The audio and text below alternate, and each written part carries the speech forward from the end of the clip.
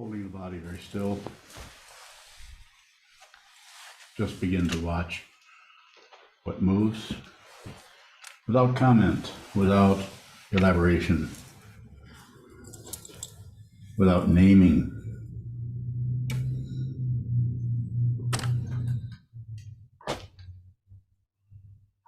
Just a feeling, just a texture, just the tone, not necessarily the content. Just observe. You can do it.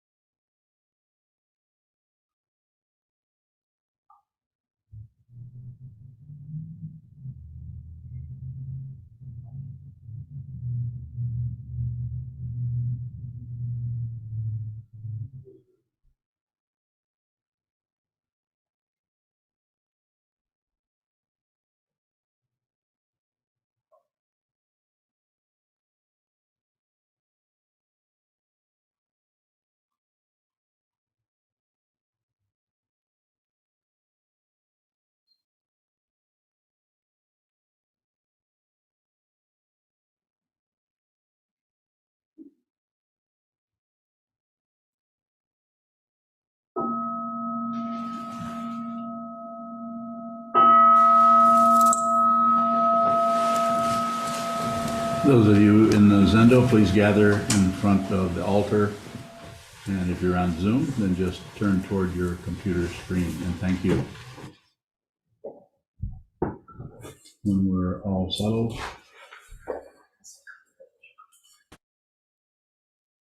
begin the talk on the name of the talk. The title of the talk is Prajñā or Prajñā, however you pronounce it, is without knowing.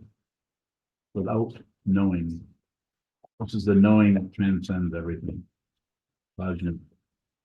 Before I do that, I'd like to thank everyone for attending. Thank everyone for attending on Zoom and attending in person here in the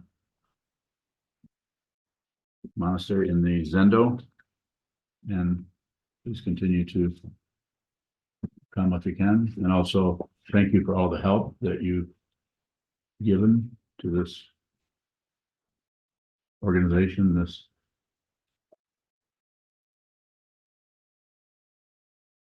monastery, and Sokuzan Buddhist community. And please continue to help us if you can, in whatever way that you can. Very much appreciated.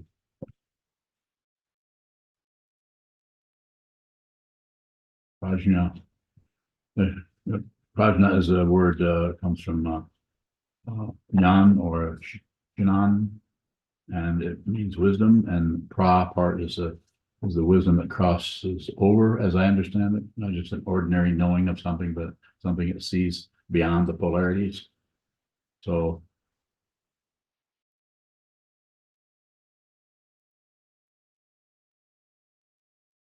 difficult to put that into words so that it fundamentally helps you or helps me or helps anyone begin to train your mind so that you can see more clearly, because it is so easy to just caught up in the circularity of this and that, up and down, back and forth, and right and wrong, correct and incorrect, wisdom and confusion, all of the polarities. So easy to get caught up in that. But this is so why it is sometimes called mirror-like, is because what you're looking at is it's like a mirror, but it's not that the images in the mirror are reflecting back things you know about. It's reflecting back the mystery of the whole thing. You can't know what this is, but you can continue to look at everything and just receive it. It shows up, receive it. You see whatever you see, the walls, the people, the carpeting, everything that's showing up both in your life, everyday life, and in your mind stream are unreal. And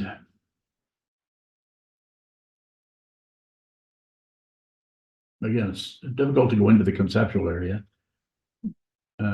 because it doesn't particularly align itself with concepts, but teachers down through the centuries who have had some understanding, some insight, some understanding of Prajñā or Prajñā, the wisdom mind, want to share that, want to help others see this.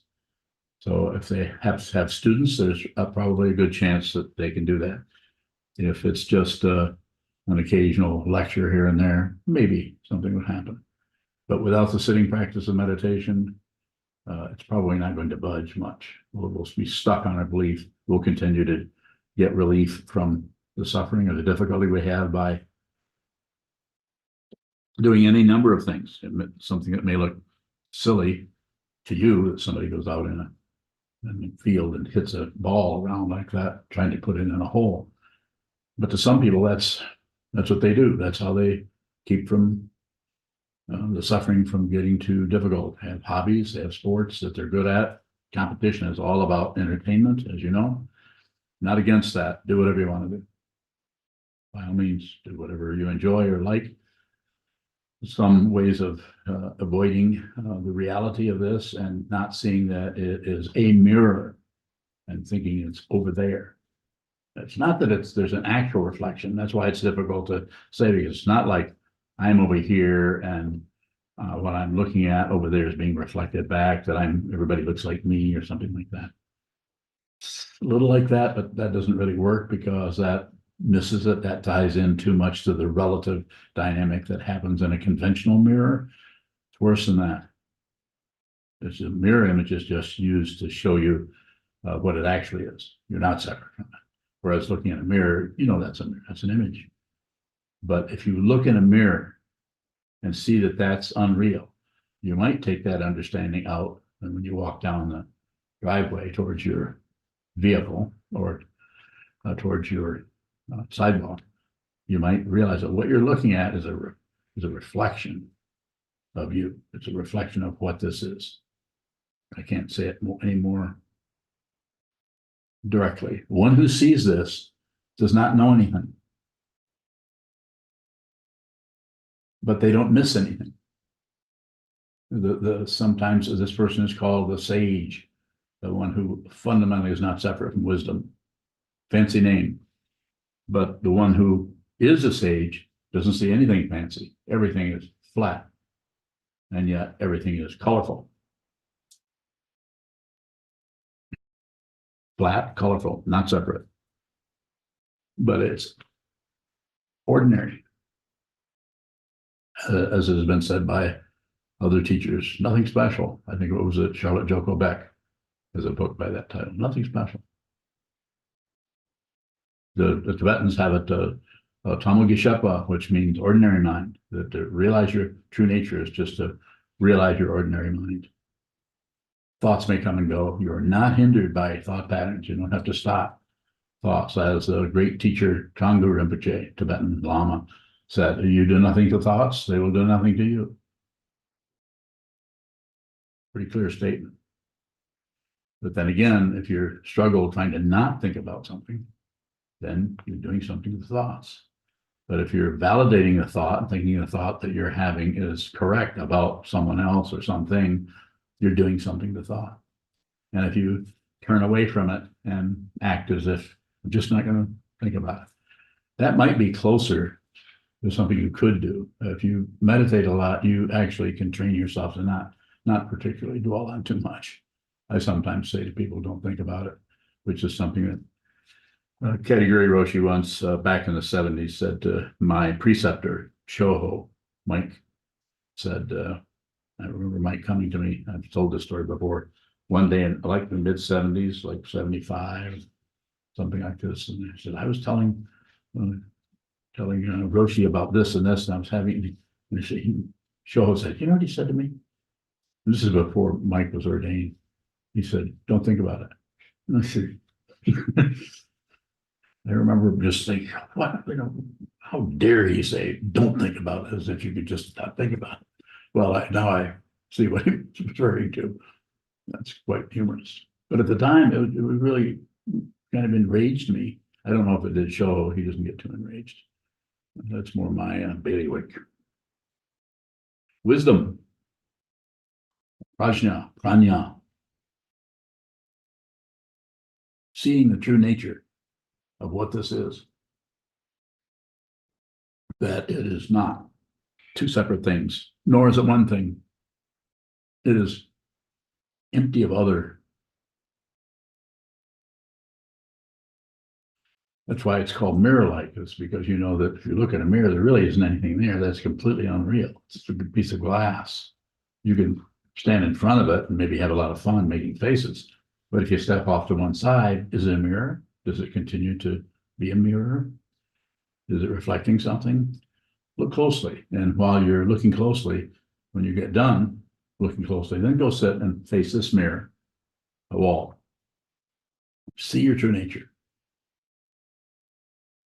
I can't do that for you, but I can encourage you to do that. It's possible for you to do this. And quite often that's all you need to hear. I know that was probably the most helpful thing that was ever said to me by my teacher, Chogyam Rinpoche. You can do this.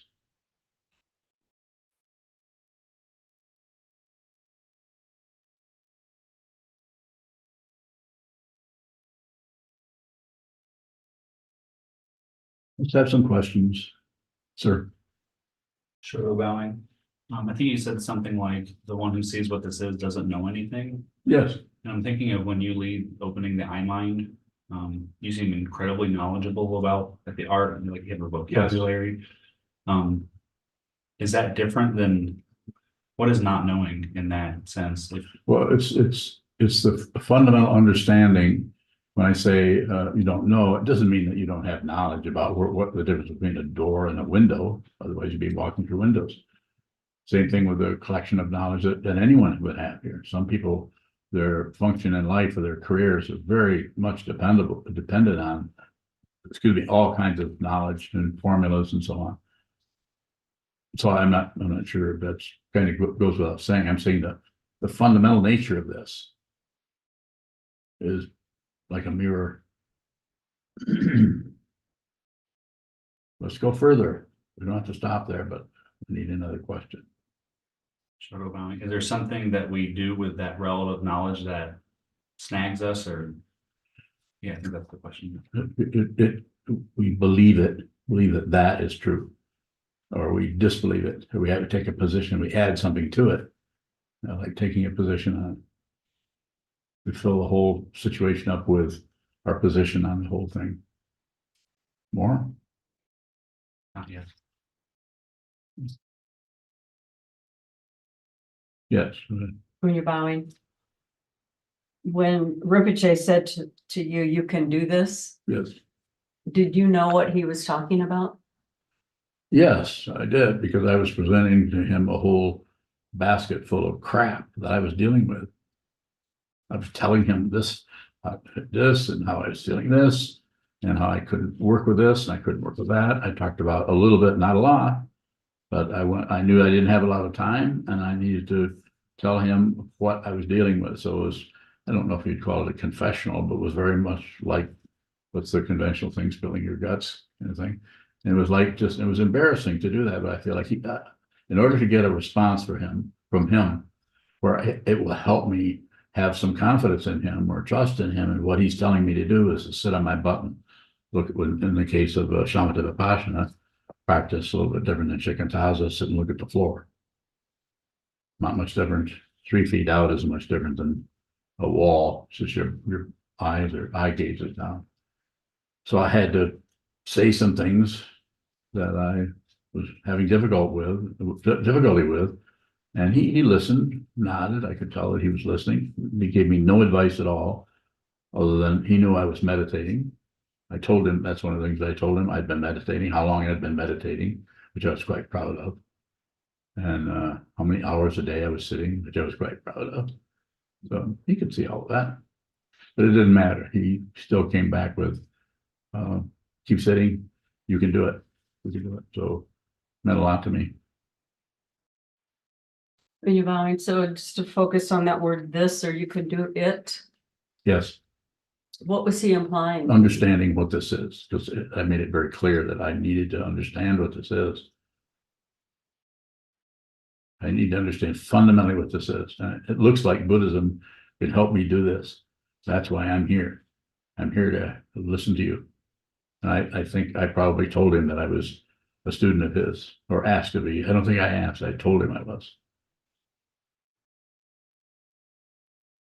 Like when I said, just it reminds me when he put me in a solitary retreat for 10 days in 1974. He actually sent me in. I didn't ask, but before he told me to go into retreat, he said, "Who inspired you?" I can't do a very good imitation of his voice, but very high pitched voice. "Who inspired you?" And I pointed to him because I was too embarrassed to say anything else. It's very difficult, embarrassing. It's embarrassing to be a fool in front of a sage. What did he do? What did he do? What? After that, he said, "So you want to go into retreat?" Didn't he do something like this? Yeah, he said, "Me?" Yes. And I did not laugh. I was way too stuck on fear. And he said, "So I think you can go into retreat. Don't don't sit more than 8 hours a day." Like I was going to do that, but he meant it.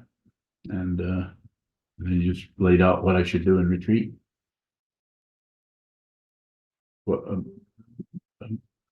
give me some feedback on what I should be eating.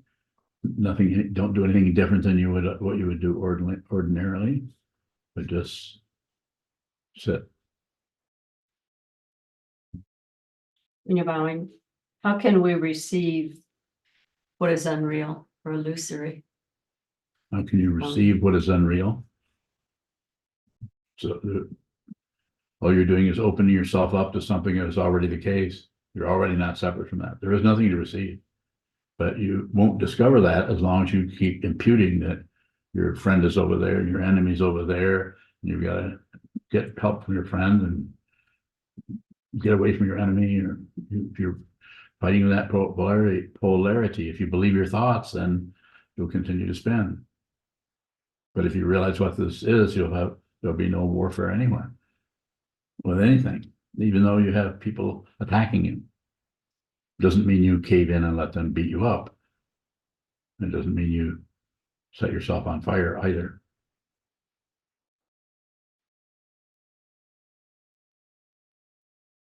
When you're bowing, You got a lot of questions. Go ahead. in the story about Michael, Shaho Mike and Yes, Katagiri Roshi, don't think about it. Is it possible for us not to think about something? it is. How? Once there's a understanding of the nature of thoughts and there's the understanding of the nature of the thinker, then you just don't hook it up. And then when it's time to think about something, so you become very pragmatic about it, practical. You don't sit and chatter to yourself about anything anymore. It just stops by being seen, by being aware of it, not by stopping the thinking. When Trungpa Rinpoche says in Sadhana Mahamudra, puts a stop to thoughts, he doesn't mean that one head just up and stops the thoughts. It just seeing the nature of thoughts, puts a stop to thoughts. In other words, it's no longer hindered by thoughts. There is no such thing as a thought. It just looks like it. That's the illusion. There's no thoughts. There are no thoughts. There's no thinker. There isn't anyone. This is an illusion. And if you believe what I'm saying, then you have work to do. You hear me say over and over again, I make a statement and then I say, don't believe me. And that's why I'm encouraging you to look at it. Because if you believe what I'm saying, you might as well be going into a garage and slamming the garage door. Go ahead. Mondo. Divine. You said that when we're looking out, it's like a mirror. But sometimes it's not quite like a mirror. It's a mystery. What do you mean by it's a mystery? We don't know what this is. If you think you know this and know that, I'm not talking about a carpeting and a wall and lights and people and a computer. We know all of that, but you can actually see this in such a way that you don't just look at all the items that are here, they're showing up. You actually see what it is fundamentally. And if you see what it is fundamentally, it's completely mysterious. It's just unbelievably mysterious. This is an astonishing situation. If consciousness is seeing this, and not a person who was born, in my case, in 1941, who had a terrible education and difficult upbringing, or we could talk about yours. We could talk about that structure where you slowly become what you kind of customized into a particular kind of person by your peeps and your culture and your education and your hopes and fears and running away from this and towards that and the friends you hang out with. All of that looks like, happenstance. It just happens that way, but nothing happens. It's not real. It is an illusion that deludes us into thinking there's a right and a wrong, and we can somehow do things, some things correctly, and other things, we better not do that because we don't know how to do it, and it's just, we have a constant chatter going in our head about everything and everybody, as if there are real people everywhere. That's why the vow to be with all things, save all beings. You see what this is, you see that there's no one to save. There are no beings. I cannot say it more forcefully. Maybe I could yell. I think a few times I do get kind of loud. You need to see it. If you see it, the work is done. There is no more work, other than you may have students. And if you don't have students, don't gather any. Don't be a teacher. You need to be a teacher. The students won't let you go anywhere else. More?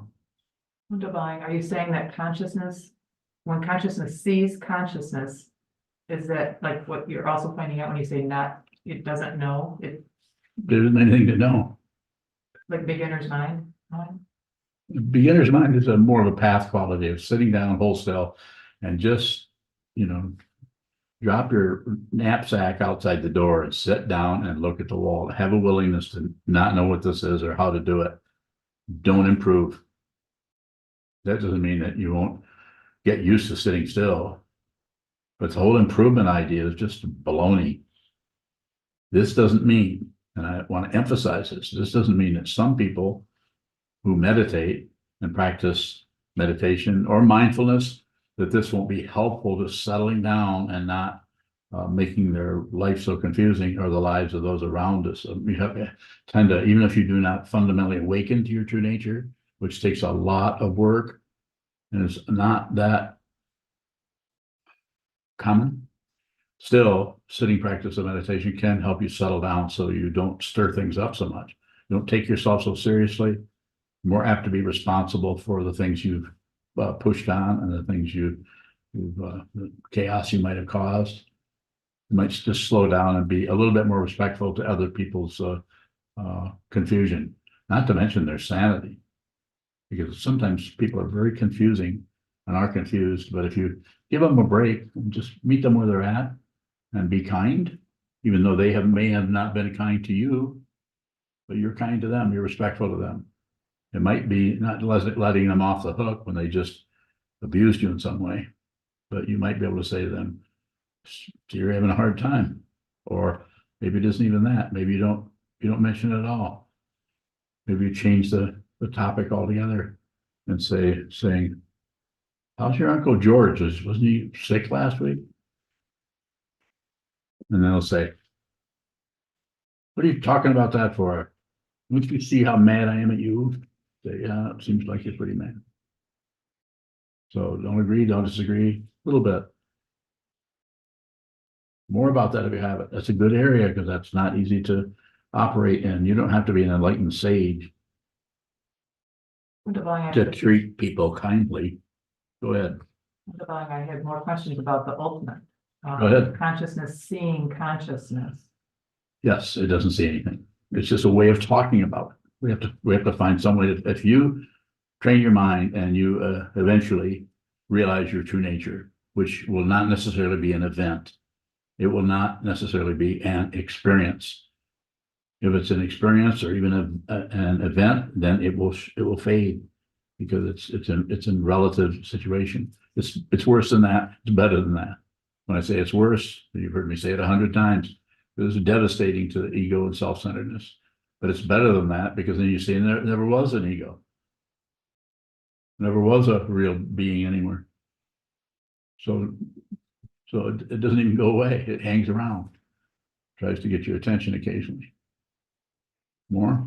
Divine, so when consciousness sees consciousness, Yes. it can see relative truth, and the relative truth is a mystery, or they're not. The whole thing is a mystery. It's mysterious. We can't see it. You can't really see what this is.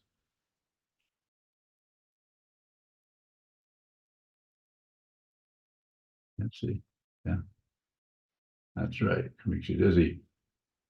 But you won't have a question necessarily because you see what it is so deeply that you don't, there's no other. It's empty of other. So that it's only if there's some other, you might have a question about that. Those are gone. And even if some comes up, hi. Even even if someone comes up to you and puts you on the spot with, because they're smarter than you are, puts you on the spot with some kind of question about what you said or what you did, or corrects you. Sometimes people come and say, you know, you got that one school of thought, those guys, and said, you know, you had those transposed, and they correct you, you know, you can dump thanks rather than defend yourself, even if you know that they've got it backward. It won't make any difference. It makes no difference. Right and wrong don't make any difference. Yes, please. When you're bowing, you tell us frequently we have to see this for ourselves. I do. But I think you just said you can't see it. You can't. So how can we see? That's how you this? see it. That's how it's seen. But it has to be some way of saying it. Otherwise, you just can't say anything. I think Ramana Maharshi, after 20 years of sitting in a cave, he went into a cave after he realized his true nature, not before. He went and sat in a cage and let his mind cook for 20 years. When he came out, he didn't say much. What is he going to say? More about it if you haven't. It's a not knowing. You won't have a credential. You won't have a feeling of knowing. Some people teach that way. Some people have whole books, how they talk about their enlightenment experience, and now they're a teacher, and now they're accepting students and all of that. I'm not accepting students. When you're bowing, so is it a kind of surrender? It can look that way, but there's no one to surrender anything, and there's nothing to surrender. Not to go on and on about that emptiness quality, but it's like that. There's nothing to do. This looks exciting. Wait a minute, wait, before you ask me that question, what is the question? When you're bowing, you said there's nothing to do, but it takes a lot of work. It does. No, there's nothing, it takes a lot of work before you can see there's, you just wasted your time. Is meditation a waste of time? From a certain point of view, yes. But from another point of view, no. But you could say that about golf. Or what's that other, horseshoes? It's an exciting game. Yes. Did you bowing? What did you mean when you said you're not accepting students? Did I say that? No, I'm not. You want to be a student of mine? Mhm. Not accept it. Too late. Too late. Of course, it's so situational. What I'm saying by that is I'm not promoting trying to get students. What I do promote, I would like to get in front of as many people as possible so that there's a small percentage of people that might resonate with the way I'm teaching this, and I think it's pretty small. Has been so far, not very many people. I don't have hundreds and thousands of students like my teachers did. So it's just a way of saying, come this way and we'll see if that works. I can't make any promises to anyone. More? Yes, sir. Geez, am I? Is the without unreality rather than exclusion? How do you mean? Geez, I'm like the title was Prajñā is without knowing. And I think I understood you to say to Shoto that it's not excluding relative knowledge. I'm wondering if No, it's relative. The relative knowing is, of course, that's going to continue. Prajñā is the wisdom that has gone beyond the relativity of existence, non-existence, right and wrong, up and down, back and forth. Buddhas and sentient beings, wisdom and confusion. The main one being the big one for everyone, because some people will never even entertain 10 seconds of thought about the word wisdom. They don't even see that. They just see they're just stuck with their own conditioning, so on. But everybody knows about life and death. And so it transcends that. So that's a knowing that goes beyond the polarity. And that's a good one. It goes beyond existence, non-existence. And the way in which it goes beyond them, it sees that they're the same thing. Without concluding that. If there's a conclusion of that, then there's some part of consciousness that's concluding about two other things. Existence, non-existence, and then the consciousness concludes that they're the same. Creates another polarity. The concluder and what has been concluded. So nothing happens. If that clicks with you, then don't keep it. Don't throw it away. Don't do nothing. Don't do anything with it. You can see this. Takes work. Zen bowing. Zim, what was that big smile about? That felt like a calculus equation. I got a little lost there. Well, I don't even know anything about calculus. Yeah. The longest conversation, it wasn't a conversation, it was a description that I had with my 18-year-old grandson. Longest one. He's never talked to me much at all the time he was growing up. He never really give me much eye contact or anything. But now he's at the university with a full scholarship, and I wonder why. And but I asked him to describe calculus to me. Would he explain what calculus is? And he began and talked for 20 minutes. He told me all about calculus, and I actually understood some of what he was saying.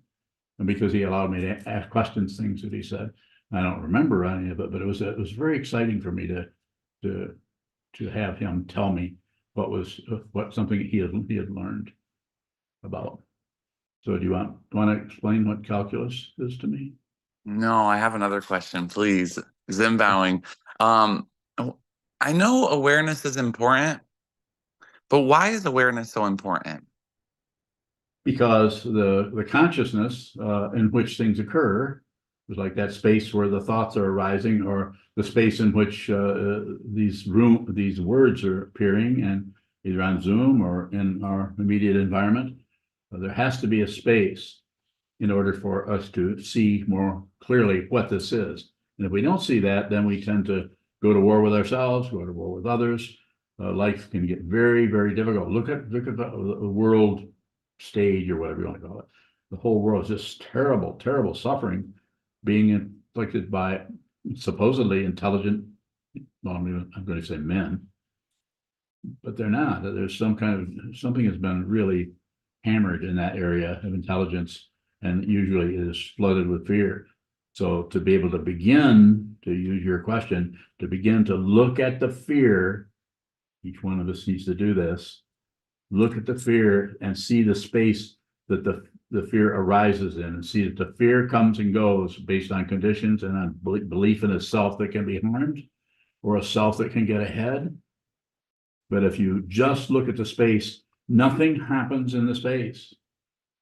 If you think things occur in the space, you'll continue to grasp some things, reject other things, and shut down on other things. So awareness is very, very important to train your awareness to see clearly what this is. And eventually you will see what it is if you continue. I think you can do it. I think anyone can do it. It just might take a lot of intention. More, Zim? Yes, please, Zen bowing. Why is it that sometimes looking at it, maybe over time, when you look at it and look at it and look at it, especially if it's something that there's like suffering, and you've noticed maybe you've been avoiding it, how come looking at it sometimes can bring healing? Or maybe that's not the best word to use, but maybe like neutral? If that makes sense? A little bit.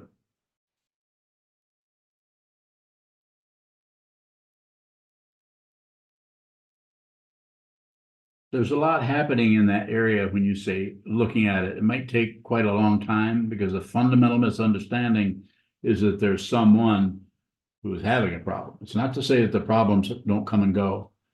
And looking at them, if I go in the direction you seem to be asking about, they tend to, because you're no longer pushing it away, you're looking at it. You're no longer making excuses or blaming someone else for it. You're looking at it. You're no longer shutting down or turning away from it, you're looking at it. So that can back off. That's why I was saying someone the first few weeks they meditate quite often, because a lot of that kind of real surfacey confusion starts to die down just by being included. So people can get quite excited about 3 or 4 weeks or even a month or a couple of years of mindfulness practice. But they can also get into areas that take a lot more, to use the weightlifting idea, heavy lifting, a lot more intense meditation to go in and totally work in that labyrinth of confusion that can get deeper and deeper.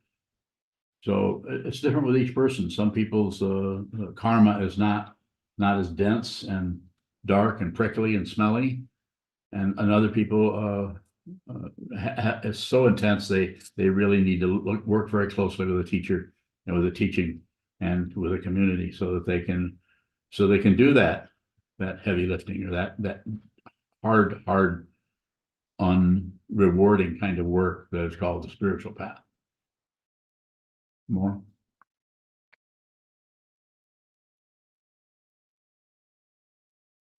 Further questions? Any in here? Thank you. You're welcome, Jim. Yes,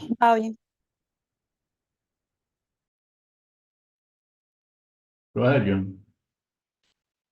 I'll come back to you. 玉红保英, I have Yes. a few questions about your teacher. So my first question is, when you met your teacher told you Trungpa Rinpoche, and he told you just sitting. Did he know you have other practice too? What I mean, you said you also practice and taught like tantra practice or other mantra or other types No. of practices. When I met him, the only thing I was doing was reading his books, and also maybe a dozen other books on Buddhism. There weren't very many back in the 60s and 70s, but I've read a lot of books. I ran into his book, and that's when I got a hold of him and found out I could meet him. And I was reading Cutting Through Spiritual Materialism. By the time I met him, I'd probably read that book a half a dozen times. And eventually I started reading it with others. That didn't happen right away. At first, I just would go through it and go through it and go through it. And you've studied that book, so you can see, maybe see the value of that. But I wasn't doing anything other than just sitting meditation. But the kind of sitting meditation I started with was shikantaza, which is what I teach now. And eventually because he's a tantric master, he got me into practicing creation completion practices, mantra, visualization, deity yoga, sometimes called. So I was doing that with his guidance. I might be missing what you're asking about. No, Yuhong Baiyun, that's exactly what I'm asking. I just came back a retreat, and one of the teachers, she knows you. She also, she said she did 3-month training with you at Shambhala. I don't know where Naropa, but What is her name Judith Brown. again? Judith Brown. Her last name is Brown.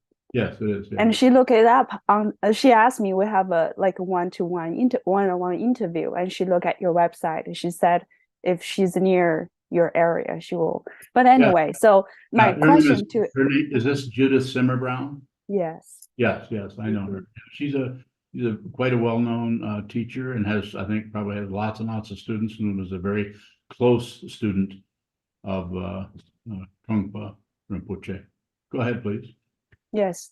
The reason I asked is that, I had some practice during the retreat. And as what you said, I began to notice that my heart was, during that time, my heart was able to expand to, for me, it was very rich. I feel like sometimes I meant to ask you during one-on-one interview with you. I feel like a lot of times just sitting is very dry, which I also like. However, I want to expand a little bit, so to further maybe my practice, but I don't know how to start. Well, we could I talk may about ask you, yeah. we could talk about that in an interview. Had you come to me With what you're saying right now, I probably would have recommended you do a white towel practice. We talked about that, or have you done? Yes, I did a few, but do not know much about that. Okay, well, we can talk about that in a one-on-one interview at some point. Take it further if you'd like. Sure. Thank you, Polly. Thank you. Yes. Prajñā Valley. You've talked about seeing the spaciousness if something is feeling difficult. It seems like if I flash on trying to see the spaciousness, then there's an immediate grasping at the spaciousness. Does that grasping shut down on the whole situation? For a while, but the most important thing is you're already telling me about it. You're aware that you're grasping at it. You don't have to stop doing that. It's awareness of that. There are practices that take us in different directions. So this is why I feel that Shikantaza is so powerful. Because anything that shows up in your mind or Shoka's mind or Senshi's mind, or anyone's mind is going to be different than what's showing, and their relationship to it will be different. So there's no fundamental practice that we can do that can address that other than just observe what that is. So you're already telling me that you're watching the spaciousness open up, and then you're watching some part of consciousness develop some digits and try to get it or try to hold on to it or maintain it. And sometimes we spend hours trying to just find out how can I just bring that spaciousness up and, kind of recreate that, or can I return to that space? So all that needs to just keep doing it. I spent one long retreat trying to understand how I could approach my teacher. I've never told this story before. So you triggered this somehow. I tried to understand how could I approach Trungpa. It might be because of Judith Simmer Brown, hearing her name took me back also. How can I approach Trungpa without being frightened? Because I knew that if I came in front of him, I would just be terrified and I wouldn't be able to ask any questions. So I did my own visualization. This was at a month-long retreat, a group retreat, and I sat with a group of people. And this is 45 years ago, something like that. And I imagined myself with a broom sweeping a pathway to him, and then I would come back and I would sweep away all of the fear that was in front of me. I just imagined.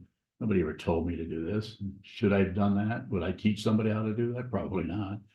But that's what I was doing then, try to do something to get rid of the fear rather than just look at the fear. It took a long time to be able to look at it rather than assume I had to do something about it. I had to stop being fearful. If you discover fearlessness, you'll see that fear hasn't gone anywhere. There's just no one who is afraid. The fear is still there. And this is when you receive that fear for the benefit of all beings who can't. There are people who can't do this. They can't meditate. They can't do anything. As when the fear arises, receive it, walk right through it, drink it, eat it, smell it, taste it, hear it, think it, feel it, receive it on behalf of others. You can do that. There are no others. But what you're doing is a way of relating to the illusion of otherness, the illusion of other, by doing this for the benefit of the illusion of people who are suffering, because people are suffering. It's just that it's unreal. That doesn't mean the suffering is unreal. Well,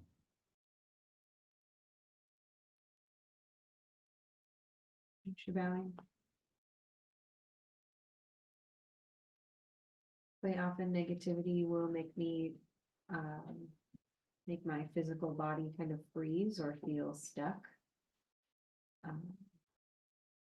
And it feels like I can't receive, or like I'm kind of trying not to, or blocking it out somehow. How can I continue to receive when I'm paralyzed? just be aware that you can't receive. Don't beat it up. Don't do anything with it. Just sit there, frozen. Be aware that you're frozen. Just imagine you're sitting on a donkey. and the donkey won't go, and you have no spurs. Spurless.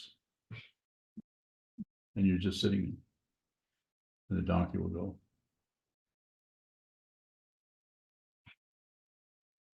Just sit there. Donkey will go eventually. Sit still and watch. Watch the frozenness. Don't bust through it. The frozenness is unreal. It's generated out of something else that's unreal. Fear, which is generated out of something else that is unreal. Other. There is no other. Everywhere you look, you see yourself. Everywhere you look, it's just you. It's not you, Junshu. Not you, pure appearance. It's just not other.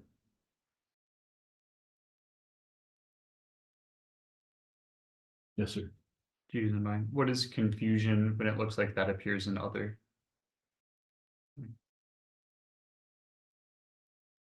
Get me a little closer to what you want to know.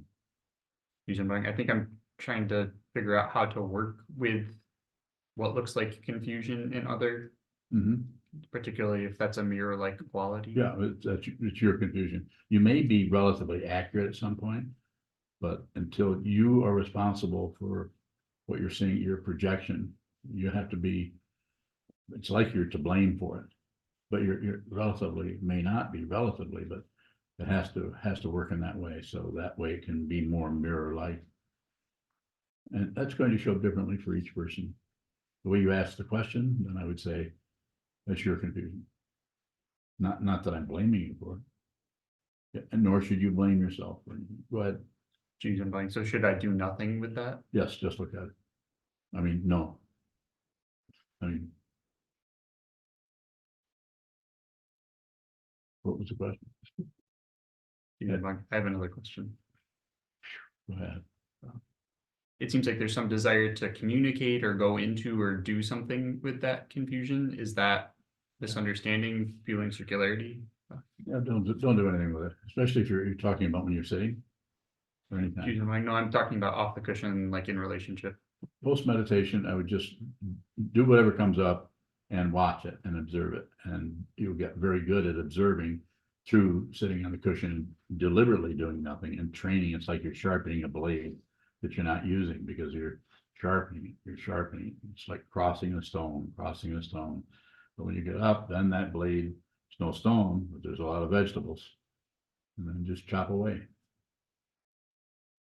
And just a kind of a silly way of saying it, but it's like that. When you're sitting, watch what moves instead of moving. Yeah. When you're bowing, but when you say chop away, Think, do, act, go over here, go over there, but don't do anything you don't have to do. Did I get close to what I'm almost going to ask me? that's not permission to be mean or No, get out your AR-15. of course not. Not permission to do anything.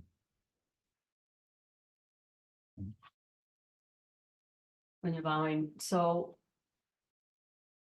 when it feels like I want to do something that seems what I would consider somewhat violent, Like kill somebody, no, not that violent, but threaten to kill.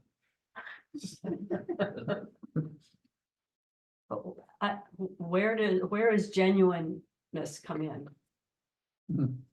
Where's what? When there's intense negativity and the temptation is to do it is an outflow.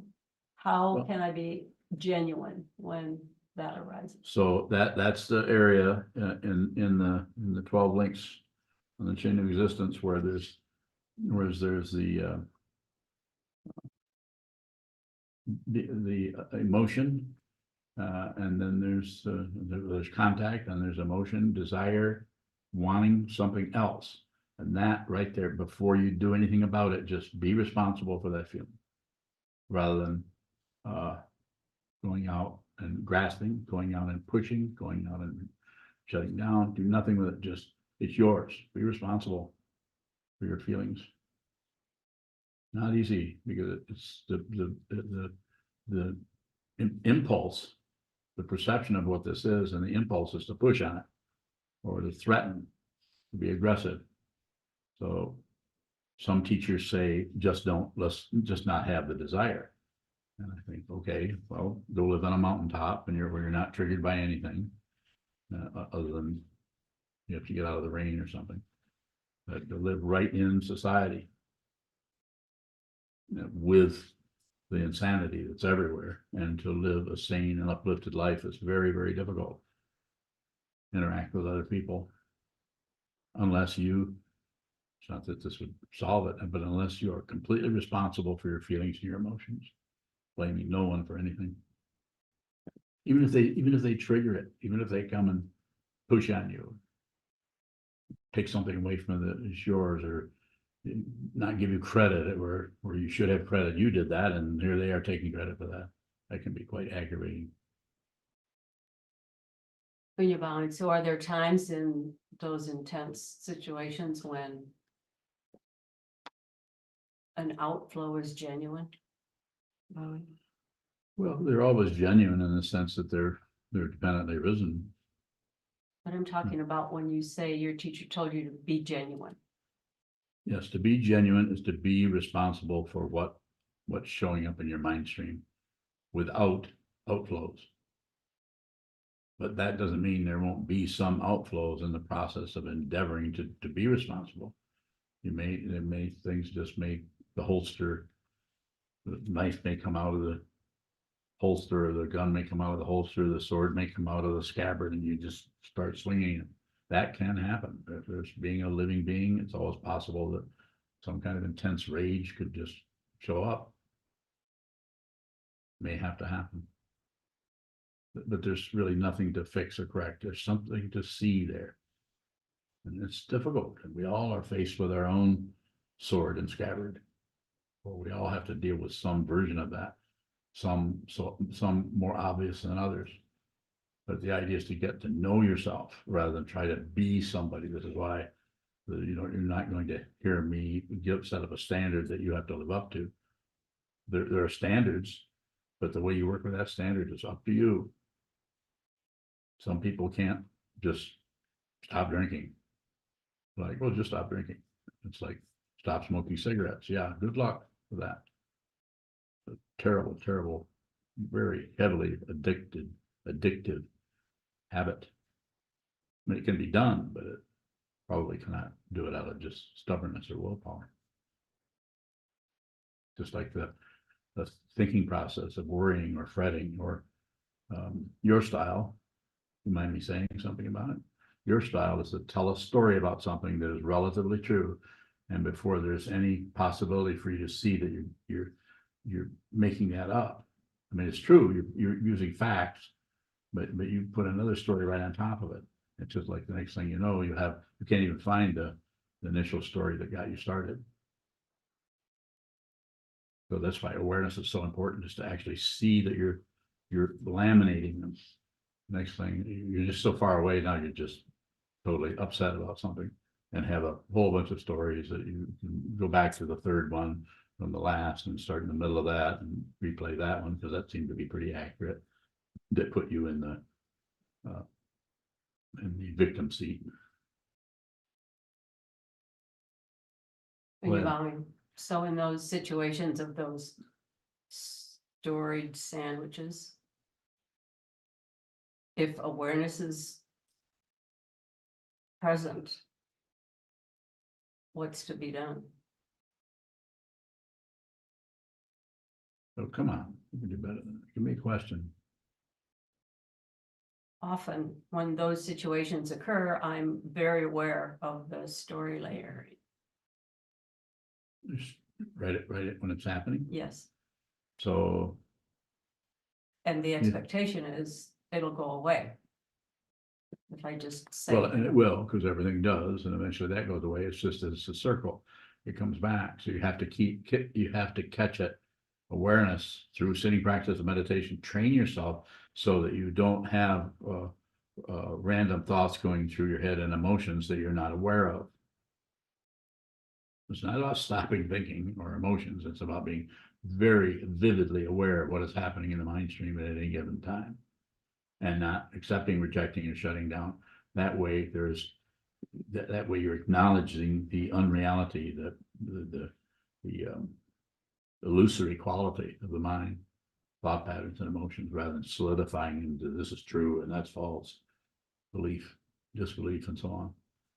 So be aware, be aware. And if you can, if you are endeavoring to slow down the story after story after story after story, which sometimes I've seen you, since you're allowing me to do this with your story, sometimes you start a new story before you've even finished the last one. You won't actually finish the sentence. You start right in with a new story, and then right in with a new story about. And quite often, it's not always about me, about something I've said or done or how I've acted, but it could be something someone else has done. And the idea there is to see that, to catch what I call the leading edge of that first story. So not so you can stop the story, so you can listen to it before you hook up your vocal cords. So you actually hear what you're about to say and listen to that right to you. And you heard me say this before, wait for the period. Don't put a semicolon in there so you can keep rambling and rambling and rambling. Allow there to be just a natural gap so that you can see. And then there's a possibility that you can reset. And one of the ways to reset is once that story is played out before the next story starts. Are you listening? Before the next story starts, just flash on gravity. So you use the body, because the mind is going like this, but you can't stop that. But you can flash on gravity. You can just be here. Just as Joshu, was it Joshu Sasaki Roshi? No, it was that other old guy who said Buddha is the center of gravity. And I think there's a book by that title. Well, welcome. Thank you for asking. Yes. Since you bowing, when I see a story coming up, my impulse is often to brush it off as just a story. Or, Yes. Is it important for us to hear our stories or see them? You should receive everything that shows up in the mind stream without accepting it, without rejecting it, without ignoring it. So to push it away, brush it off or something is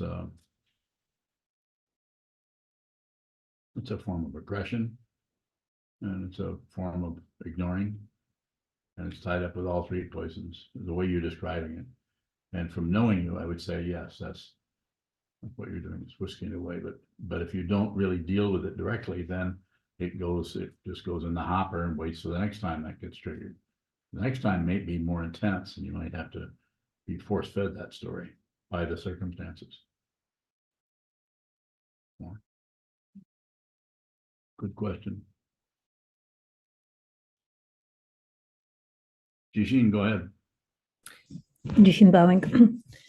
Is not missing anything the same as not wanting anything else? Yes. Is it a form of knowing? Yes. Thank you.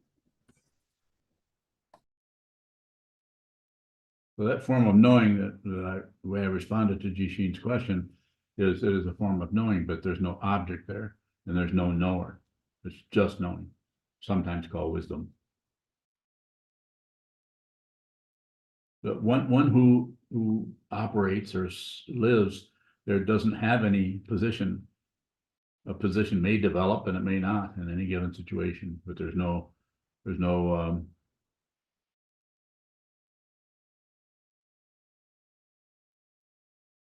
deliberating about something.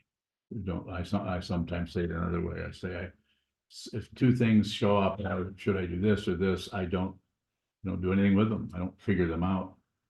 You might say, if anything, you just wait, and then one starts to fade away and the other starts to get stronger, and then I might take a walk over to Fells Park. Unlikely, they're much too lazy to do that. I had a really nice bicycle over there. Yeah, I'm looking at it. Or not, because my knees might hurt. I'm sure I can find some reasons. Anyone in here? Sir, I'm fine. What does it look like to observe a thought pattern without adding onto it?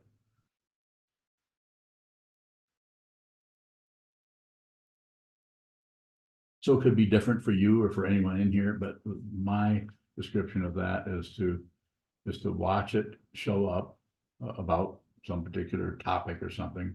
And then if I'm sitting, if I'm practicing, then it just runs out of steam. I don't do anything with it. It won't keep going unless you get in there and bump on it and make it produce more ideas, thoughts, images about a particular topic. So it's going to be quite a bit different each time. And for each person and for you personally, just less is better. And the way you might get a taste of that is by going into one of the sense consciousnesses, sense of touch, and rotating between that. I call it ASAP, alternating sense awareness. You've heard me talk about that. Okay, so you're sitting there daydreaming about something, thinking about some project or some conversation with someone, and you see that, and then so to not add on to that, you flash on the sense of gravity or touch, or how your clothes feel, and you go from that to the sense of seeing. It might be the color of the wall you're looking at, and then you might come back just casually, alternating back and forth between those two sense consciousnesses. The thought patterns may stop, or may stop, or they may continue, but they're going to get company, and they get company by something that does not think feeling, something that does not think seeing, something that does not think hearing. Those are all on receive. The sense of seeing produces no sights. It's just a receiver in consciousness, whereas the mind stream gets in, infiltrates all those sense fields, and doubles up on everything. It makes it very difficult to just see, just smell, just taste. There's always thoughts about it. More? Could I be reinforcing that I'm experiencing that thought pattern? Could you be reinforcing what? That I am experiencing that thought pattern by, going through those cycles. The ones that I described of feeling. Yeah, like, if I'm sitting, I go through the thought pattern, and I realize that I'm doing that, and I look at the wall and remind myself what the wall looks like. Then I go right back into the same thought pattern. That's all of that is awareness. Yeah. Outcome is not important. Outflow is important to watch. So watch what you're thinking, observe what's coming and going. Don't interfere with it. Don't do it. And what does that mean? You are going to have to watch how much you can't help but do that. And that's awareness. That's how it's done. That's the only way you'll get towards any kind of fundamental understanding of the nature of ego or humility. The only way that can happen, where you just are not presumptuous about anything anymore. You don't believe your thoughts. You don't disbelieve your thoughts. And you certainly don't ignore your thoughts. You just receive. Everything is none of your business, and it's completely your responsibility at the same time. Well, must have another one in there somewhere tucked away. Thank you for that question, sir.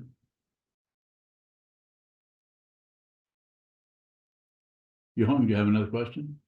Yes, Yuhong Baoying. When I hear the instruction from the Zen teacher, and he probably just in general, he asked me to come back to the breathing. It sounds very, very good. But when I thought of you just sit and observe, but we practice shikantaza. If this is stupid, but I still want to hear the answer. So is that just observing is your version of, of the instruction in Shikantaza practice? Bowing. So the way I teach is very specific, and it's based on a half a century of meditating. And I've spent lots of time doing that kind of coming back to the breathing and all of that. And I think it's okay if you want to do that, but that's the problem with going and studying with other teachers. It's not wrong. I would say go do it. But if you go and study under someone like Judith Summer Brown, who's a great teacher, she's really well known, much more well known than this old man. And she's even younger than I am, I think. But I would say that's the problem. If you go there and say, well, they say this, and I'm saying you really need to settle on one teacher and listen to that person. You haven't done anything wrong by going and studying under another person. You can do whatever you want to do. There's lots of teachings, but it makes it very difficult if people are coming from different understandings of the nature of consciousness. And I do not teach what is taught in Shambhala or in the Kagyu tradition, other than the tantric practices we're doing a little bit of. So I would say if you want to return to your breath, then do that for 6 months. Get a good taste of it. I did it for decades. That's how I know that I don't want to teach that. The tendency to isolate and make a meditative part of the consciousness, a personality that you'll return to because it feels safe. I follow my breath, and I don't think I've been off my breath once in the last hour. I followed my breath, and when thoughts arouse, I label thinker, however they're teaching it, however Judith is teaching it, or anyone else for that matter. But it is not Shikantaza as I understand it. Now, they may call it Shikantaza, but they can do whatever they want. You can, a frog is not a turtle. Bowing. Yeah, that's from another Zen master. It's also there. The reason I ask is I study under you. That's what I know for sure. But I just want to know like the Shikantaza, because I do not really know much about this. Just hear your instruction facing the wall or find a point that I can look around. You have my books, and you've been here to the monastery. And as far as I'm concerned, you're practicing Shikantaza. You're endeavoring to sit still and experience your mind as it arises, whether thoughts, emotions, memories, feelings, daydream about things, falling asleep. All of that is Shikantaza. Even if you add on to it and have commentaries, the kind of meditation I teach is extremely radical and minimal. Training the mind to follow the breath or something like that it's a good practice. It does bring you some stability, but it will not take you into the fundamental nature of reality that I know of. I'm not saying there might be hundreds of realized beings who have practiced that. I have not met them because I don't get out much. Thank you. Bye. Thank you. That's a good area for questions if anyone has them there. It's not that I'm right and they're wrong. It's just practice one particular way. It's hard to practice. It's not the same thing. It would be like trying to play football and hockey at the same time. Isn't it? Yeah. That's not funny. It's like trying to do two different things at once. Pick one. If you want to do Shikantaza, do that. If you want to do Shamatha Vipassana, I have people who practice quite a bit of Shamatha Vipassana, but they do it under my instruction. I tell them how to do it, and I've been trained to do that also, just as other people have. And but I would say, okay, do that for 3 days, or do that just in the morning and the afternoon. Haven't we've done some of that? Talked about different ways to work with the mind where you hold a tight control over it by following the breath, labeling thinking, return to the breath. There's several ways of doing it. If you do a shamatha practice according to His Holiness the 17th Karmapa, maybe I've talked about this before. He has you sit still, hands on your knees like so, and count your breath. Not a 1 to 10, but not just 1, 2, 3, 4, 5, 6, 7, 8, 9, 10. He has you count 1 on the out breath, 1 on the in breath, then 2 on the out breath, then 2 on the in breath, all the way up to 10. And if you lose track, you return to 1. So that's a very, very tight, controlled way of using the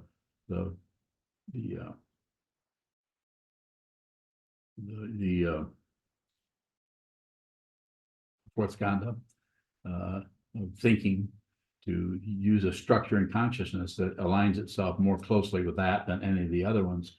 Of this is 4,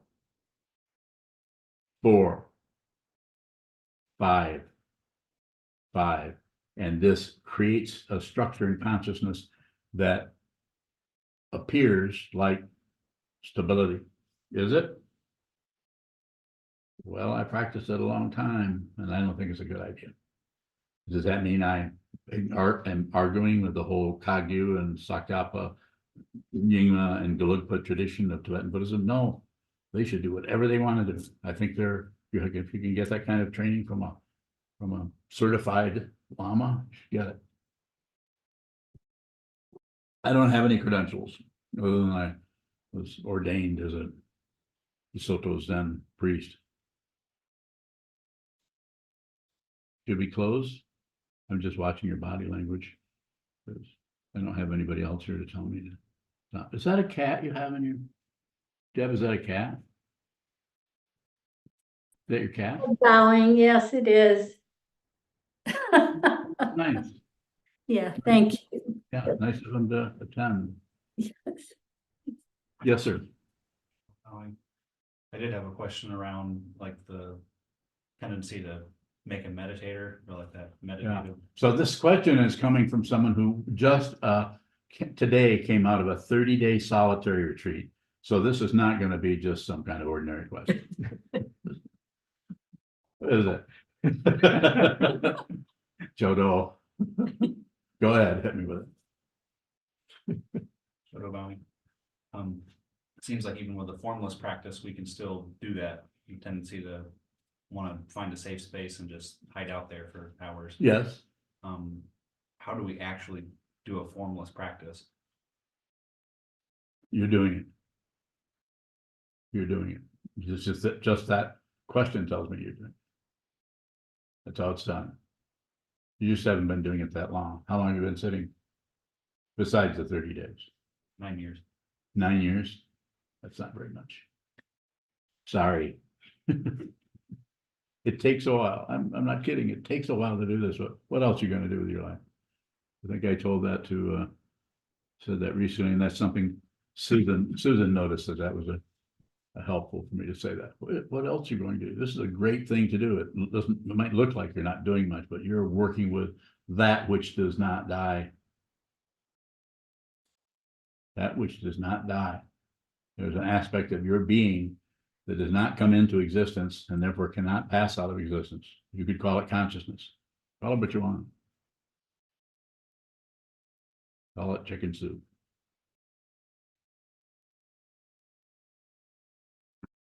Okay, let's get off the lifeboats.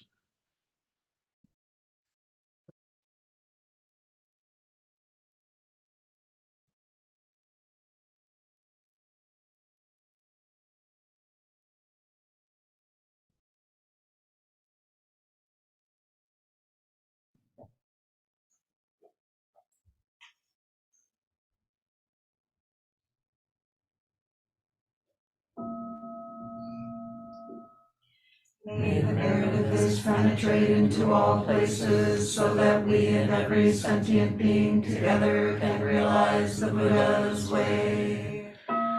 Ji-o san chi shi-fu, shi-son mu-sa mo-ko-sa, mo-ko-wo-ja-ho-ro-mi. The 10 directions, the 3 times, all Buddhas, all venerable ones, Bodhisattvas, Mahasattvas, the great Prajñā Paramita.